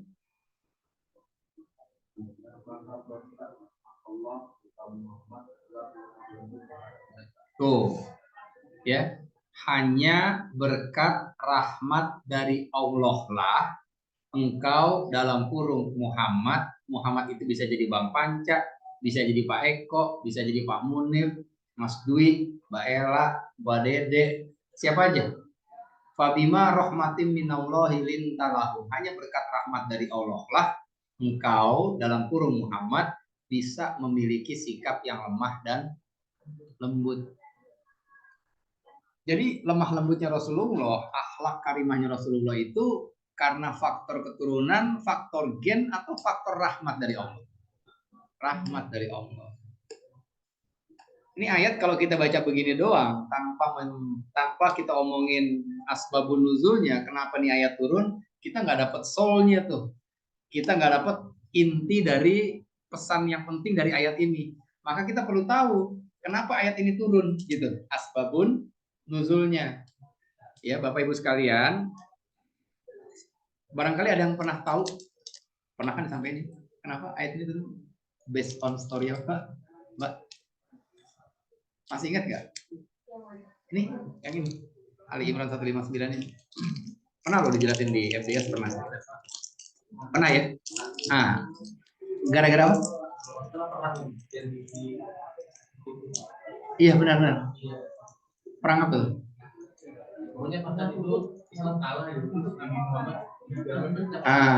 Oke, sip. Kita lihat asbabun nuzulnya ya, biar kita paham betapa pentingnya rahmat Allah, bahwa peran rahmat itu bisa bikin hati kita jadi lembut. Ayat ini turun berkaitan dengan perang Uhud. Perang di mana Rasul memerintahkan sahabatnya, pasukannya untuk standby di bukit. Antum semua standby di bukit, jangan ada yang turun, apapun yang terjadi, kata Rasulullah. Kata pasukannya apa? Samina wa ta'na. Siap ya Rasulullah, kita nggak akan tinggalin di bukit. Menang deh tuh. Begitu menang, gonimah dikumpulin. Gonimah tuh harta rampasan perang. Dikumpulin di bawah. Ini pasukan kemana di bukit ngelihat nih. Banyak nih. Iya, Budut perang lawan 23. Kalah Budut. Itu barang-barang dikumpulin di tengah. Akhirnya pada ngerebutin barang rampasan perang. Turun tuh dari bukit. Karena turun dari bukit, akhirnya bukit dikuasai oleh pihak musuh. Diserang balik. Disitulah Rasulullah yang pakai pelindung kepala itu, pelindungnya tembus, Pak Eko. Pelindung kepalanya itu tembus sehingga senjata musuh itu kena ke pelipis Rasul dan darah muncul. Nyebelin nggak tuh? Nyebelin kan? Kan gue udah bilang jangan turun. Dia turun. Akhirnya Rasul pecah nih, pelipisnya berdarah. Gigi geram Rasul pecah di perang itu. Nyebelin lagi. Cukup belum? Belum. Paman Rasul wafat di perang itu. Hamzah tuh meninggal tuh di perang itu, syahid Hamzah. Kesian banget ya Pak. Jangan kesian dulu, meninggalnya dulu, lihat gimana kondisinya. Kalau kita baca sirahnya nih, baca sejarahnya, itu Hamzah meninggal dengan kondisi hidung digunting, kuping digunting sama hindun, matanya dicongkel, dadanya dibelah, jantungnya dimakan, isi perutnya dijadiin kalung sama hindun. Sampai ketika jasad Hamzah ditemui, Rasul nggak kenalin siapa nih, rusak, jasadnya rusak. Ternyata paman yang Rasul sayang. Kan nyebelin banget ya. Kekalahan yang terjadi karena ketidaktaatan pasukan. Nyebelin nggak Bang Panca? Nyebelin banget nih. Kalau Bang Panca yang jadi komandannya, digituin sama anak buah. Kira-kira anak buahnya enaknya diapain? Jangan sok soleh tapi ini. Selesai ya? Selesai udah. Beresin deh nih. Udah, beres. Kan gitu. Selesai itu kan kalimatnya doang selesai. Maknanya kita paham kan? Kelar udah anak buah kalau begini. Nyebelin banget nih kondisinya. Kalau kondisi normal nih, kita sebagai manusia, kira-kira kita akan marah nggak sama pasukan kita? Kita bakal marah. Minimal kita gamparin anak buah kita. Lu ya, kan gitu. Dan ini nggak terjadi sama Rasulullah. Rasul nggak marah tuh sama pasukannya. Kalah tuh disemangatin sama Rasulullah. Kita harus tetap semangat. Udah. Ya, kita harus tetap semangat. Kan aduh, gimana sih ya? Bisa seperti itu kan luar biasa Bang Panca. Di situasi yang nyebelin begitu Rasul bisa tetap tenang. Nah, kemampuan Rasul untuk tetap tenang di situasi yang nyebelin banget tadi itu semua terjadi hanya karena rahmat dari Allah. Turun nih ayat ini. Wa bima rahmatin minallahi lintalah. Wahai Muhammad, hanya rahmat dari akulah yang bisa membuat kamu bisa seperti itu. Dan nggak selesai ceritanya. Itu pembuluh darah apa? Pelipisnya berdarah, gigi geramnya pecah, darahnya muncul nggak? Itu darahnya ngucur tuh. Ketika darahnya ngucur, Rasulullah sibuk ngurusin itu darah, ya. Setiap darah ngucur nih, diambil tuh darahnya tuh, tampilin ke baju, ya. Supaya nggak netes. Jangan sampai tuh darah netes ke tanah atau ke bumi. Kenapa tuh Bang Panca katanya? Jibril sudah mengatakan kalau saya netes dia akan membantai pasukan umat. Habis tuh. Sahabat ngelihat kok Rasul begitu sih, darahnya dikumpulin taruh di baju. Repot gitu dengan darah, jangan sampai jatuh ke tanah. Sahabat nanya dong, ya Rasulullah, kenapa kamu sibuk banget dengan urusan darah itu? Apa jawaban Rasul? Karena aku mendengar apa yang tidak kalian dengar. Nanya lagi, emang apa yang kau dengar yang kami tidak dengar, wahai Rasulullah? Malaikat Jibril berkata, kalau sampai darahmu menetesi bumi, jatuh ke tanah, itu pasukan musuh akan dihabisin sama Allah. Dan Rasul nggak pengen musuhnya dihabisin sama Allah. Hati Rasul kayak begitu tuh. Keren nggak hati Rasulullah? Segitunya. Dan orang yang begini yang dibilang teroris nih sama orang yang nggak ngerti Islam nih. Iya kan? Ajaran Rasul yang kayak begini yang dibilang Rasul itu teroris dan sebagainya, dia nggak ngerti. Dia pasti nggak ngerti apa itu Islam. Orang Rasul nggak mau darahnya netes karena kalau netes habis tuh pasukan musuh membersihkan. Kan baik banget. Nah, kebaikan hati Rasul, kelemahan lembutan Rasul itu semua berkat rahmat dari Allah. Kalau kita dengerin tuh kajian, kita mencatat di kajian, pulang dari kajian, Allah akan merahmati kita. Hati kita dilembutin sama Allah. Kalau hati kita lembut, pulang berubah nggak kira-kira? Berubah. Itu tuh izinnya tuh di situ. Pertanyaannya, di sini nyatat semua nggak? Nyatat semua nggak? Enggak tuh, nggak semuanya nyatet kan? Iya. Jadi ngajinya bareng, tapi resultnya beda nanti. Ada yang pulang bawa rahmat, ada yang pulang cuma bawa ilmu tanpa rahmat. Ilmu paket ekonomis. Iya, ilmu paket ekonomis itu yang paket hemat itu cuma ilmu doang. Jadi pulang, oh gue tahu Ali Imran 159, Al-A'raf 204, udah tahu doang. Tapi dia nggak dikasih kemampuan oleh Allah untuk bisa mengeksekusi ilmunya. Dia nggak berubah. Dia cuma tahu ngomong sama suami harus pakai nada rendah. Begitu ngomong sama suami, dia gas. Kenapa? Hatinya nggak dirahmatin. Jadi tetap keras. Jadi nggak berubah. Tetap jadi golongan satu. Jelas nggak? Jadi kalau mau berubah, dapat izin dari Allah harus paham salahnya. Salahnya apa? Ini salahnya. Dengar, nyatet. Dengar, nyatet. Jangan multitasking. Gampang? Nggak gampang. Susah begini. Susah banget. Buktinya banyak orang ngaji nggak nyatet. Banyak kan? Banyak. Ini ngomongin gue nih kata dia. Ngomongin gue nih. Coba, ada nggak yang sekarang nggak nyatet? Coba angkat. Belum siap. Belum? Belum siap, jadi nggak ada buku. Kenapa nggak nyatet, Bunda? Saya nggak siap Pak. Nggak ada buku, nggak ada info juga dari Pak Eko. Ya, coba Eko bilang, kok lo bilangin ke Eko harus bawa catatan, gitu kan? Berarti yang hari ini nggak nyatet karena males atau karena nggak tahu? Karena nggak tahu kan? Betul nggak Bun? Karena saya nggak tahu, jadi saya nggak siap. Oke, tenang aja. Allah kita itu Rob yang Ghafurur Rahim, maha baik, maha pengampun. Buka surat 16, surat An-Nahl. Buka surat An-Nahl, Bun, ayat 119. Manggilnya apa nih Bang Panjang? Ini Dedi, oh Bunda. Oh benar ya. Ayo Bun, silakan Bun. Nggak ada terjemahannya. Belum jadi buka. Surat 16, 119. Nggak ada terjemahannya? Oh Dedi ada terjemahannya. Ini sebelahnya siapa? Sebelahnya? Rita. Di? Rita. Iya, Mbak Rita ada nggak Qurannya? Digital? Belum ketemu. Pak Dede ketemu? Ini ketemu nih. Udah ketemu belum? Tolong baca. 16, 100, 19.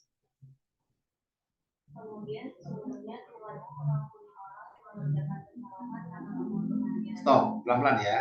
Kemudian setelah itu Tuhanmu mengampuni orang-orang yang berbuat dosa atau kesalahan karena kebodohannya, karena ketidaktahuannya. Jadi kalau kita hari ini nggak nyatet, kalau secara konsep ini salah nggak? Salah. Tapi kesalahan kita karena malas atau karena kita nggak tahu? Karena kita nggak tahu. Kalau karena kita nggak tahu, Allah mengampuni nggak? Allah maafin. Asik nggak? Kemudian Tuhanmu memaafkan orang-orang yang berbuat kesalahan karena ketidakngertiannya. Dimaafin tuh. Tapi nggak segampang itu Allah memaafkan kita. Syarat dan ketentuan berlaku. Ada bintang kecil tuh di bawah tuh. Bintang kecil, syarat dan ketentuan berlaku. Apa syarat dan ketentuannya? Lanjutin ayatnya. Kemudian mereka bertaubat setelah itu dan memperbaiki diri. Tuh, syaratnya tuh kok. Kemudian mereka bertobat setelah itu. Aduh, gue gak nyatet hari ini, tapi gue gak ngerti sih. Oke, sekarang udah ngerti. Udah ngerti. Kalau udah ngerti, mau gak diampunin sama Allah? Mau lah, masa gak mau? Kalau mau, kemudian mereka bertobat setelah itu. Artinya, jadikan kajian kita hari ini kajian terakhir. Gue kagak nyatet nih. Gitu. Ini kajian terakhir, saya gak bawa catatan pada saat ngaji. Itu tobat namanya. Kemudian mereka bertobat setelah itu dan memperbaiki diri. Memperbaiki dirinya kapan? Kajian berikutnya Bang Panja. Hari ini nggak baca catatan karena nggak tahu. Oke, fine, Allah maafin. Yang penting lo tobat, kata Allah. Kapok. Jadikan ini kajian terakhir kita yang nggak bawa catatan. Kajian bulan berikutnya bawa catatan. Itu namanya kemudian mereka memperbaiki diri. Kalau begitu, gaya kita di bulan depan nggak ada yang kosong nih, semuanya buat catatan. Lihat ayat apa kalimat dulunya? Iya, enggak, ayat yang tadi masih. Habisin. Sungguh Rohmu setelah itu benar-benar Maha Pengampun, Maha Penyayang. Dimaafin terus disayang sama Allah. Baik nggak Allah? Banget. Enak banget tuh. Ya, aku nggak bawa catatan. Lu sih nggak ngasih tahu. Apa-apa? Kalau lu nggak bawa catatan karena nggak tahu, nggak apa-apa kata Allah. Yang penting jadiin ini terakhir kali kita nggak nyatet. Nextnya kita bikin revisi. Oh, ngaji lagi ya bulan depan ya? Senin pertama. Iya, aku bawa catatan. Nah, kalau bulan depan kita bawa catatan, kesalahan kita hari ini diputihin sama Allah.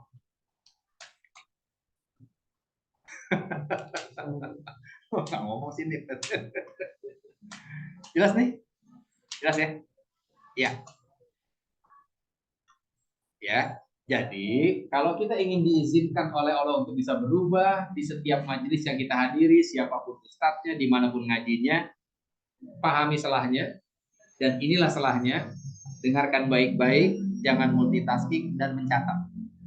Kalau itu yang kita lakukan, la'allakum turhamun. Insya Allah kamu akan dirahmati sama Allah.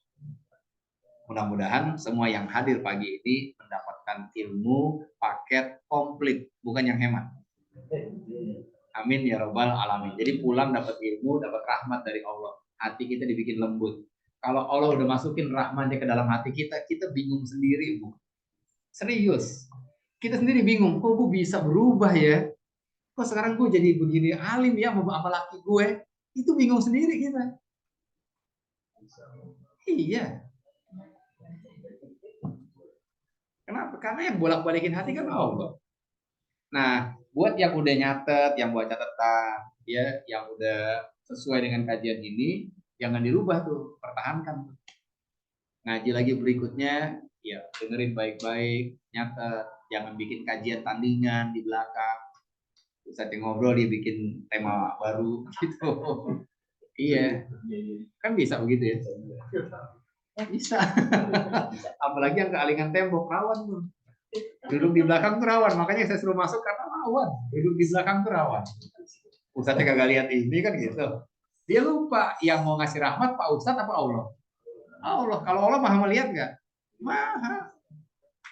Ini bukan tentang ustadznya, ini tentang kita dengan Rob kita dengan Allah. Allah mah lihat, biar kata Kita di tempat wudhu gitu, kita buka WA, Allah tahu. Yang gini nggak jadi rapat nih, nggak dapat nih kata Allah. Kasih paket hemat aja deh. Yang penting dia tahu aja, tahu doang. Tahu tanpa rahmat nggak bisa kita eksekusi. Ini yang bisa disampaikan. Semoga yang sedikit ini bisa bermanfaat buat kita, Bapak Ibu sekalian. Semua yang benar datangnya dari Allah. Jika ada hal-hal yang kurang berkenan atau ada kesalahan dalam penyampaian, saya mohon dimaafkan. Cukup dari saya, Azza. Walhamdulillahirabbil alamin. Billahi taufiq wal hidayah. Assalamualaikum warahmatullahi wabarakatuh. Baik, Pak. Barangkali ada yang sampaikan, Pak Eko.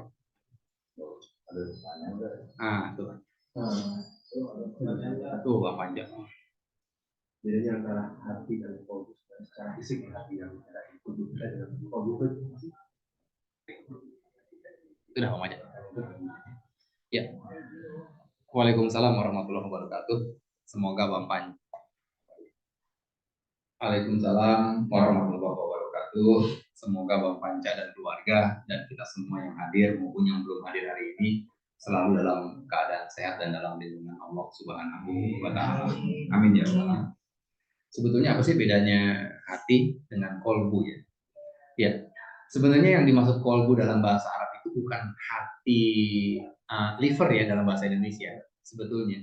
Jadi kolbu dalam bahasa Arab itu sebetulnya kalau diterjemahkan ke dalam bahasa Indonesia itu jatuhnya jadi jantung. Bukan roh, beda lagi. Jantung ya, bukan hati yang liver ya, tapi jantung. Jadi kalau jantungnya bagus, maka akan bagus semuanya. Coba ada betul nggak secara teori? Jantung kita kalau dilambatin aja sedikit sama Allah. Dilambatin nih, yang tadi tek jadi tek. Berantakan nggak semuanya? Berantakan semuanya. Atau Allah cepetin? Berantakan tuh. Jadi yang dimaksud kolbu kalau diterjemahkan ke dalam bahasa Indonesia itu bukan yang liver maksudnya Bang Panca, tapi jantung. Jantung. Nanti ada istilah jantung hati. Kan gitu ya. Jadi jantung, intinya jantung tuh. Jadi bukan liver tapi jantung. Itu pertama. Yang kedua, kata hati dalam Quran itu ada dua penyebutannya Bang Panca. Kadang Allah sebutkan dengan kata kolbu, di kesempatan lain Allah menggunakan kata fu'ad atau fu'adah atau afidah. Contoh surat 16 surat An-Nahl ayat 78. Coba dibuka. Kan yang kita tahu kan hati itu kolbun ya bahasa Arabnya ya. Padahal selain kolbun ada juga hati yang Allah katakan dengan kata atau dengan kosakata yang berbeda yaitu fu'ad atau fu'adah atau afidah bentuk ininya. Coba di 1678. 1678.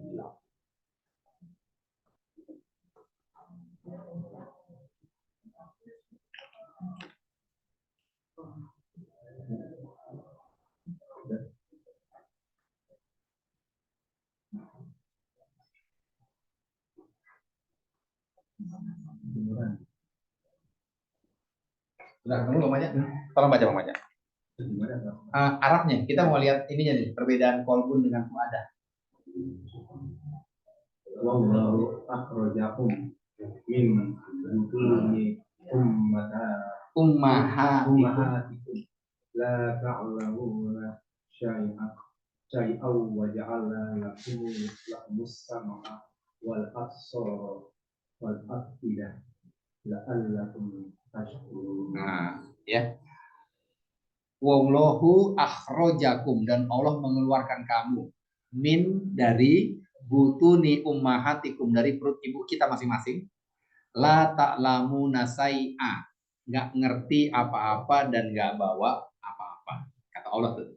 Bener nggak? Kita lahir nggak ngerti apa-apa dan nggak bawa apa-apa, betul nggak? Betul.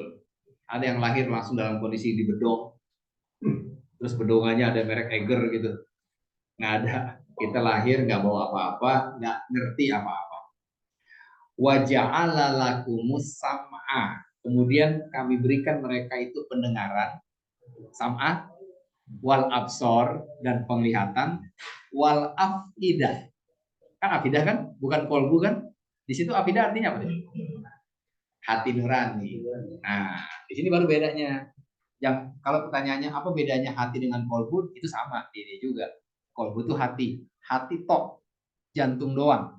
Tapi kalau afidah, Bang Panja, afidah itu hati, tapi dibagi dua. Hati yang meliputi pikiran dan feel atau perasaan kita. Jadi kalau Allah bilangnya fuadah atau afidah, wa ja'ala lakum sam'a wal absar wal afidah, bukan wa qalbun, gitu ya. Itu artinya hati yang meliputi pikiran kita termasuk perasaan kita. Kalau kalimatnya kolbu bukan fuadah, ya itu cuma hati doang, jantung aja, nggak melibatkan pikiran dan perasaan, jantung tok aja. Tapi kalau fuadah itu termasuk pikiran kita dan perasaan kita. Ini yang dijelaskan oleh Ustadz Adi Hidayat atau Ustadz lain nanti tentang konsep 4P dalam kehidupan kita. Pendengaran, penglihatan, pikiran, dan perasaan. 4P itu konsep ikhlas, nanti insya Allah mudah-mudahan ada waktu ya kita jelasin itu. Jadi kenapa 4P? Kan pendengaran, penglihatan kan P ya. Pendengaran P depannya. Penglihatan perlu P. Kalau afidah kan hati nurani, harusnya kan H. Kenapa jadi 4P? Karena yang dimaksud afidah itu hati yang meliputi pikiran dan perasaan. Jadi P-nya ada 4. Konsep 4P itu keren tuh kalau dijabarin nanti. Ya tentang perasaan udah pernah juga ya, Bu ya. Ikhlas sudah pernah? Sudah pernah kan ya? Gitu. Jadi bedanya bukan hati dengan kolbu, tapi bedanya kolbu dengan fuadah gitu kali ya. Jadi kalau kita ingin berbuat maksiat tentang diri itu karena bisikan hati ya maksudnya. Hati nurani. Ini Itu dia. iya, pikiran dan perasaan. Rasanya pengen maksiat nih. Pikiran ngajakin maksiat gitu. Akhirnya kita nggak jadi. Meliputi pikiran dan perasaan kita. Makanya di konsep 4P itu kita harus mengendalikan 4P kita dengan selalu mengacu kepada Quran dan Sunnah. Pengen maksiat, ingat lagi surat sekian ayat sekian. Pengen maksiat, ingat lagi surat sekian ayat sekian. Pengen beliin hadiah buat istri, ini bulan Rajab kan nih? Ini bulan Rajab nih, Bapak Ibu sekalian, bulan yang bagus banget untuk kita memperbanyak amal ibadah. Karena semua amalan ibadah itu dilipat gandakan. Ini kalau mau beliin hadiah buat istri jangan nunggu ulang tahun, nungguin Rajab nih. Rajab, Dzulqa'dah, Dzulhijjah, Muharram, tuh 4 bulan haram tuh. Karena di 4 bulan haram itu semua kebaikan dilipat gandakan. Kan gitu. Akhirnya, wah di bulan Rajab nih, gue beliin hadiah tas buat bini gue. Kan ulang tahunnya bulan depan, nggak masalah. Yang penting ini Rajab gitu. Pahalanya banyak. Beliin tas deh. Dibeliin tas, harga 2.000. Itu pulang dari kantor, beliin tas ngasih ke bini, rasanya udah jadi suami yang soleh banget tuh. Wah, gue laki-laki bener-bener soleh gue. Masih hadiah buat bini kita. Ya kan? Merasa iya. Merasa soleh kan? Iya, merasa apa tadi? Merasa soleh. Nah, kalau merasa kan bisa bener, bisa enggak. Nah, supaya bener apa enggaknya ketahuan, ya cek pakai Quran. Laki-laki yang soleh itu yang gimana sih? Laki-laki yang suka menyenangkan hati istrinya. Nyenenginya gimana? Di antaranya beliin tas. Beliin tasnya berapa harganya? Yang berapa kira-kira? Yang 200.000 apa yang 250? Di situ kita ketemu dengan ayat yang berbunyi wa asiruhunna bil ma'ruf. Surat berapa tuh Bang Panjang? Wa asiruhunna. Kenapa Bang?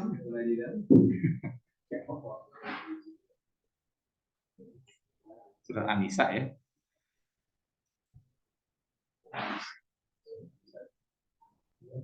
Surat An-Nisa ayat 19.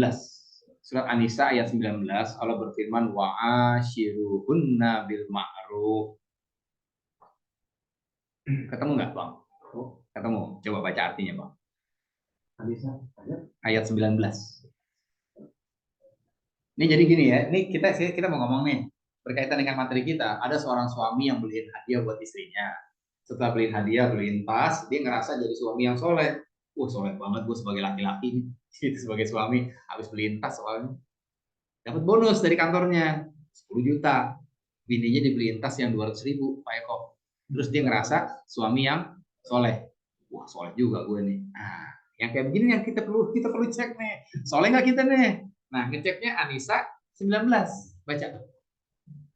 Iya, baca artinya aja. Wahai orang-orang yang beriman, tidak halal bagi kamu mewakili perempuan dengan jalan paksa. Dan janganlah kamu menyusahkan mereka karena hendak mengambil kembali sebagian dari apa yang telah kamu berikan. Iya. Terus? Kecuali apabila mereka melakukan perbuatan yang nyata.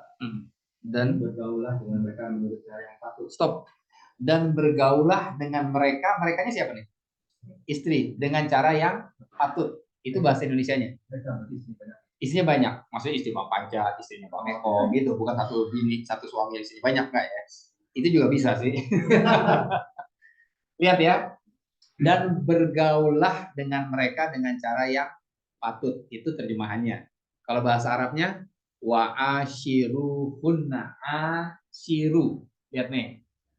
Dan bergaulah, pergaulilah istrimu itu Allah gunakan diksi ashiru. Jelas ya? Apa sih ashiru? Ashiru selain artinya itu pergauli istri kita, makna lain dari ashiru adalah bahasa Arabnya satu apa? Waktu kita masih bocah dulu ngaji, wahidun satu, isnaini dua, salah satun arbaatun, homsatun, lupa udah 5 doang.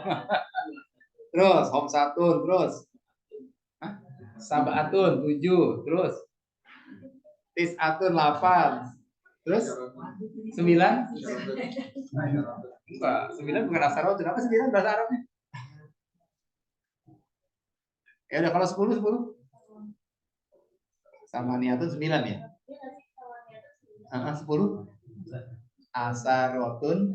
Nah, asyaro wa ashiruhunna, dan pergaulilah istrimu. Ashiru diartikan pergauli, tapi ashiru juga punya makna angka 10. Wa ashiruhunna itu artinya seorang suami harus mentreat, harus memperlakukan istrinya dan mengejar nilai sempurna. Oh, suami yang soleh tuh. Jadi kalau beliin tas bukan tas yang ada sablonnya Indomaret 5.000 tuh. Iya. Dapat bonus 10 juta dari kantor nih. Ini bulan Rejab nih, Pak Eko kalau mau nyairin sekarang. Bulan Rejab. Cakep tuh, pahalanya gede tuh. Jangan-jangan ada pesan dari udah pada ngajuin ya. Tinggal ditenain aja kalau gitu. Ya. Jadi ketika suami merasa soleh, kan baru merasa. Cara ngeceknya gimana? Cek Anissa 19. Udah belum kita perlakukan istri kita dengan sempurna, dengan mengejar nilai 10. Kalau toh kita mau beliin tas buat dia, kita tanya, Ma, tas apa yang Mama paling pengen? Bukan paling mahal, yang paling dia suka. Kalau dia suka yang depannya huruf H, Hermes, beliin Hermes. Utang tuh kalau 10 juta berarti. Artinya berikan yang terbaik. Nah, kalau kita sebagai suami selalu berusaha men-treat istri kita dengan treatment yang terbaik, itu baru suami soleh. Gitu. Dengerin tuh kata dia.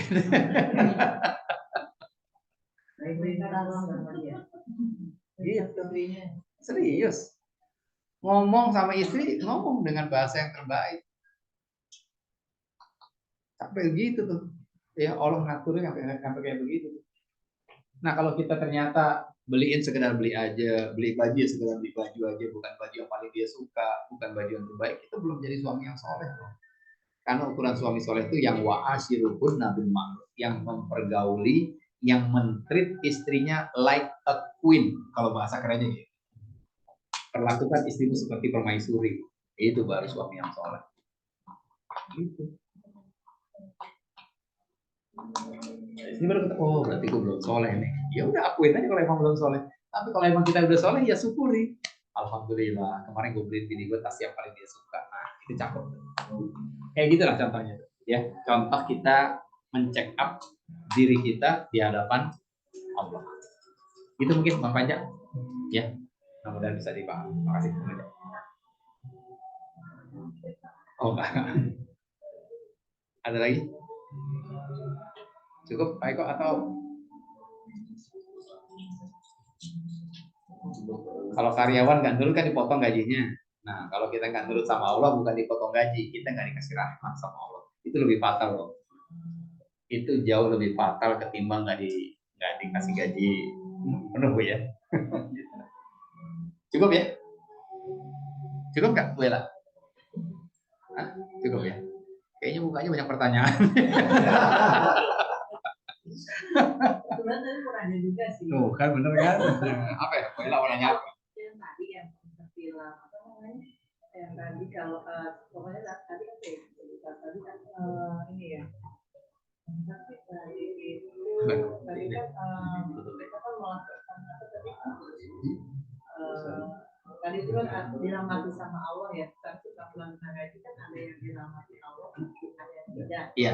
Nah itu tuh maksudnya yang dirahmati Allah dan tidak itu apa tergantung dari niat kita, diri kita masing-masing atau bagaimana? Oke, sip. Makasih ya Mbak Ella ya atas pertanyaannya. Semoga Mbak Ella sekeluarga kita semua nih selalu dalam lindungan Allah Subhanahu wa taala. Tadi kata Pak Indra, orang yang ngaji itu nggak semuanya dirahmati. Ada yang pulang dapat ilmu dan rahmat, ada yang pulang cuma dapat ilmu doang tanpa rahmat. Itu tergantung niatnya apa tergantung apanya kan gitu ya. Iya. Niat jelas sangat mempengaruhi. Yang kedua, tergantung bagaimana sikap kita selama kita di majelis ilmu. Tergantung sikap kita nih. Adab kalau bahasa kitabnya itu tergantung bagaimana kita beradab di majelis ilmu. Semakin kita beradab, semakin kita memuliakan ilmu tersebut, maka semakin banyak rahmat yang akan Allah berikan kepada kita. Jadi beda-beda memang. Beda-beda nih rahmat yang Allah masukkan ke dalam hati kita di majelis ilmu ini beda-beda. Semakin kita memuliakan ilmu, semakin banyak rahmat Allah berikan kepada dia. Makanya kalau resultnya entah berbeda, kok kita ngaji bareng yang ini berubahnya bagus banget nih, yang ini masih hancur aja. Itu biasa banget. Kan ini jelas ayatnya. Jadi kalau ada orang ngaji nggak berubah, itu biasa. Dia lagi menerjemahkan yang ini. Gitu. Kalau kita udah ngaji, kadang berubah, kadang enggak, kita lagi menerjemahkan yang ini. Dan kalau kita ngaji kemudian kita berubah menjadi baik, kita sedang menerjemahkan yang ketiga.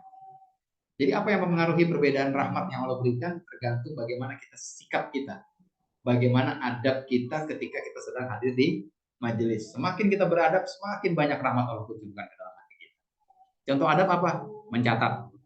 Sama-sama nyatet nih. Satu nyatet, ini nyatet. Nanti di breakdown lagi tuh, Bang Panca. Kata Imam Abu Hanifah, yang catatannya lebih rapi, itu lebih banyak mendapatkan rahmat. Ada orang nyatet sekedar doang kan, coba selesai gitu. Tapi ada orang nyatetnya detail banget rapi. Semakin rapi catatan kita, semakin besar rahmat Allah berikan kepada kita. Karena kita memuliakan ilmu. Catatannya rapi, tapi nggak ada catatan pinggirnya.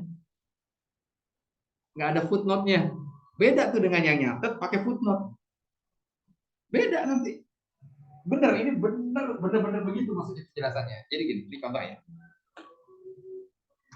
Ini contoh catatan nih, Kang Upi. Kang Panca. Kang Panca ya. Ini nih. Ini catatan pengajiannya. Ditulis kan, surat An-Nisa ayat 13. Biasanya kalau kita nulis di pengajian, misalnya saya tulis tuh 419. Kalau Dede nulisnya 419 juga. Ya. Sama. Angkanya tuh. Iya. An-Nisa 419 dalam An-Nisa. An-Nisa. Ayatnya ditulis nggak ayat? Ayatnya Arabnya tuh. Arabnya enggak kan? Nah, nulis angkanya doang. Dengan nulis angkanya plus Arabnya, ini kan angka itu. Ada Arabnya nggak?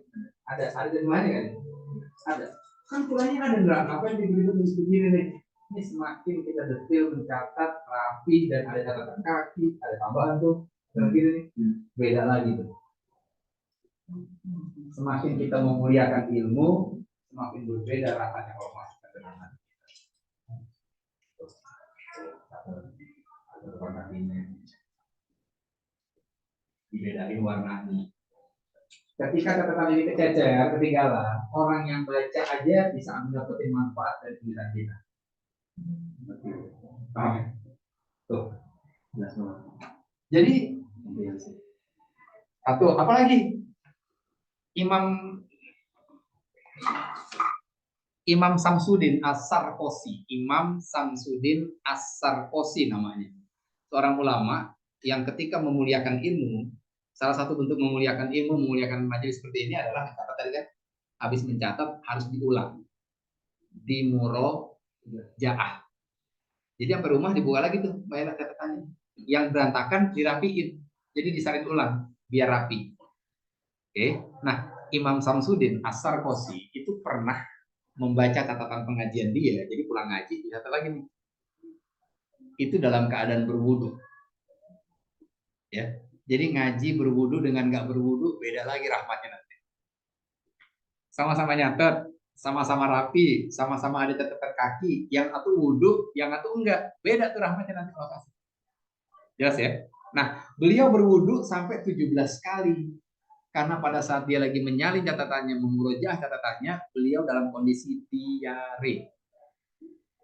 Ke belakang batal, wudu lagi, ulang lagi, salin lagi. Sakit perut nih, belakang lagi.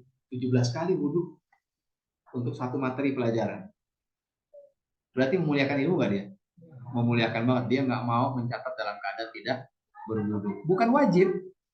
Berwudhu ketika hadir di majelis ilmu itu nggak wajib. Tapi itu adab dalam bermajelis. Semakin kita beradab, semakin banyak rahmat Allah berikan kepada kita. Jelas ya? Dia udah banyak nih, ada banyak banget soalnya. Ada 120 poin lebih adab-adab yang mesti kita pahami, ya minimal dikit-dikit kita paham. Jadi next kita nyatet, catatannya rapi. Kalau nggak rapi nggak ada masalah, pulang dari kajian kita rapi. Gitu. Ya, jelas ya? Jelas, baiklah. Oke.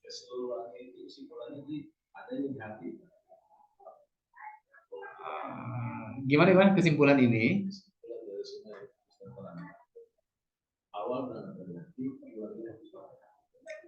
Boleh, kalau mau diartikan begitu boleh juga. Intinya semua ini tentang kebersihan hati kita. Kalau kita ingin jadi manusia yang baik, ya fisik dan hati kita ya hati yang harus diberesin dulu. Jadi nggak usah sibuk ngurusin jantung, usus dan sebagainya. Pokoknya beresin deh hati. Kenapa Rasulullah jadi salah satu manusia paling sehat sedunia? Karena hatinya bersih, sebersih surat perang Uhud tadi loh. Dia nggak mau musuhnya tuh dihabisin sama Allah. Itu kan bening banget ya. Ya Allah, ada orang kayak gitu tuh hatinya. Nah, hati kita bersih tuh kayak Rasulullah. Makanya Rasul sakitnya kan cuma masuk angin. Iya, masuk angin doang, masuk angin, kecapean. Kita udah asam urat, vertigo juga, emah, apalagi cantengan, tambahin panu lagi. Udah nggak jelas. Rasul tuh sehat banget. Dan kesehatan Rasul itu bermula dari hatinya yang bersih. Jadi kita jujur aja deh, kalau kita banyak penyakit, coba deh cek, jangan-jangan hati kita banyak penyakit. Bersihin hati kita, jadi orang yang sabar, jadi yang pemaaf, jadi suami yang baik sama istri, jadi istri yang taat sama suami, itu sangat menyehatkan, benar-benar sangat menyehatkan. Ya, cukup. Ya, udah pasti. Iya, Rasul yang bilang kok, bagus hati kita pasti beres semua. Begitupun kalau hati kita rusak, semuanya akan berantakan. Perasaan ada tuh ulama, kita tahu dia baik banget, tapi kok sakit ya. Kali ini kita mikir gitu nih. Ya ada orang rajin ngaji, tapi sakit dia. Kena gula, hatinya borokan misalnya. Katanya kalau hatinya baik, semuanya akan baik. Ya. Jadi yang paling penting apa nih? Hati apa fisik ini? Hati. Nabi Ayub, jelek nggak kulitnya?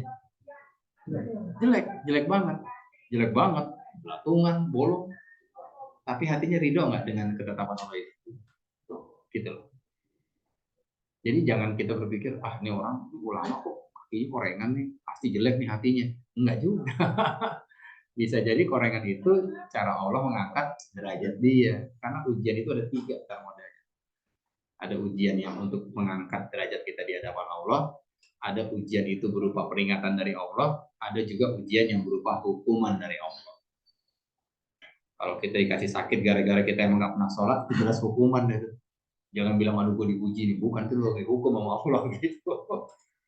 Ya, kalau kita biasa sholat terus lupa nggak sholat, dikasih musibah sama Allah, itu peringatan. Tapi kalau kita urus sholatnya bener, nggak pernah bohong, jujurnya luar biasa, masih dikasih penyakit, itu cara Allah ngangkat derajat kita di hadapan. Untuk mengalihkan, karena kan hati sama pikiran juga nggak sinkron. Itu sama pola pikiran. Untuk biasa menghilangkan pikiran itu akan hati gimana sih? Biar hatinya Bisa menutup dari pikiran. iya. Nah itu tuh yang pertanyaan itu jawabannya ada di konsep fakta yang saya bilang tadi tuh, ya, bahwa kita harus senantiasa mengendalikan pendengaran, penglihatan, pikiran dan perasaan kita dengan selalu mengacu kepada Quran dan Sunnah. An-Nisa 59 nanti. Nanti ada kajian khusus itu insya Allah kan, insya Allah ya. Jadi caranya ya selalu dekat dengan Quran deh kita. Kalau kita dekat dengan Al-Quran, insya Allah kita akan selalu bisa mengalahkan bisikan-bisikan yang ngajakin kita ke arah yang buruk tadi. Tapi kalau kita jauh dari Quran, begitu setan bisikin, bro, sikat aja udah, langsung ke bawah gitu. Makanya sering-sering kumpul sama orang-orang soleh. Ini kita lagi ngumpul nggak nih? Baik semua nggak nih? Baik. Nggak ada yang pada gibah kan? Kenapa nggak gibah? Lagi ngumpul sama orang soleh. Makanya ngumpul aja sama orang soleh. Jadi banyak kebayaannya gitu. Ya, cukup ya. Cukup. Haza walhamdulillahirabbil alamin. Semua yang benar dari Allah. Mohon maaf atas segala kekurangan. Subhanakallahumma wa bihamdika asyhadu an la ilaha illa anta astaghfiruka wa atubu ilaik. Walhamdulillahirabbil alamin. Assalamualaikum warahmatullahi wabarakatuh. Pak Eko, mohon izin ambil gambar bareng-bareng Pak Eko. Kan selama ini nggak dapat ya. Ramai nih. Boleh nggak? Ya. Bareng. Foto. Kok saya boleh? Bisa ini.